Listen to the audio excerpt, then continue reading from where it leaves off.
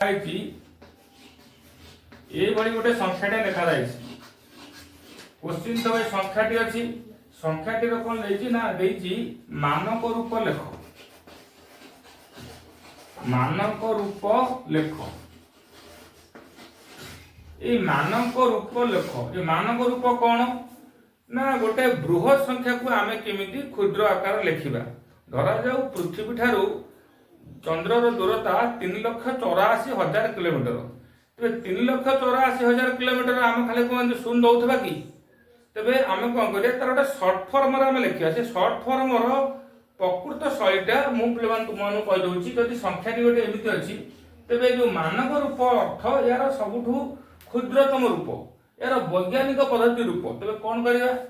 ना प्रथम स्टेप आम कौन करवा तेरे यही भाव लिखिदबा जेहेतु 5टा शून्य रही 1 लाख रे कौन करवा आम मल्टीप्लाई करवा तापरे एतिक रे कार्य सरीनी तापरे देखिबा आम ए जो 3081 जो संख्याटी अच्छी तो 3081 संख्याटी को आम कौन करवा ना को क्षुद्रतम रूप में प्रकाश करिया केन क्षुद्रतम प्रकाश करवा ना आम चेष्टा करवा ए 3 पाखरे गोटे दशमिक चिन्ह दवा पाई तेरे 3 पाखरे दशमिक चिन्ह देले कौन करवा 3 पाखरे दशमिक चिन्ह हम लगेबा तेरे 3 पाखरे दशमिक चिन्ह लगेले हमको कौन करबा पड़िबो तेरे दशमिक घर पर 3टी अंक अच्छी 3टी घर अच्छी सो आम कौन करवा 3081 विभक्त 1000 इंटू एपटे कौन करवा जेहेतु आम 3081 रे आम 3 दशमिक समथिंग लिखा चाहूचे तेणु जेहेतु आम 1000 ये कौन कले 1000 कौन कले हरण कले तेरे ये 1000 आम कौन करवा ना गुणन करवा एपटे एमती 1 रे 5टा शून्य लगेदे एपटे लक्ष लक्ष लगेदे तो बर्तमान आम कौन देखुचे ये जो सेक्शन टा कौन है ये सेक्शन टा कौन है ना 3.081 है तापर एठी केटे हला ना 10 टू द पावर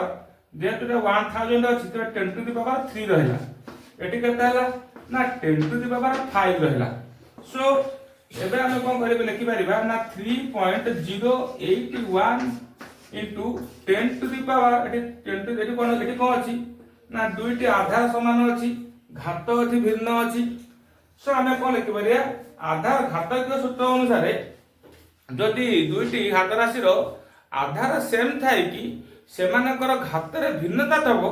तेबे सेमानकर गुणफल को हबो आधार टू द पावर घात मानकर समष्टि तेबे एठी कते हला 10 टू द पावर 3 + 5 हला 8 तेबे এই সংখ্যাটির মানক রূপ হচ্ছে কেতে 3.081 into 10 to the power 8 अच्छा पिला माने এই সংখ্যাটি हम कोन पढिबा हम जानि परिया कोन पढिबा हम भारतीय गणित शास्त्र अनुसार हम कमा व्यवहार करी अप्रेस में पढि परिया केमिति ना 1 10 100 1000 अयुत लक्ष नियुत कोटि संख्याटी होती केते ना 30 कोटि 81 लक्ष केते 30 कोटि 81 लक्ष तबे 30 कोटि 81 लक्ष को आमे माने मध्य शॉर्ट फॉर्म लिखि पाया केते 3.081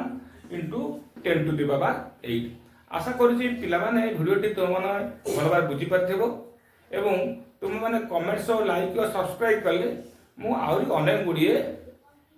मैथमेटिक्स और इंग्लिश रो वीडियो करबी थैंक्स फॉर योर वाचिंग जय जगन्नाथ।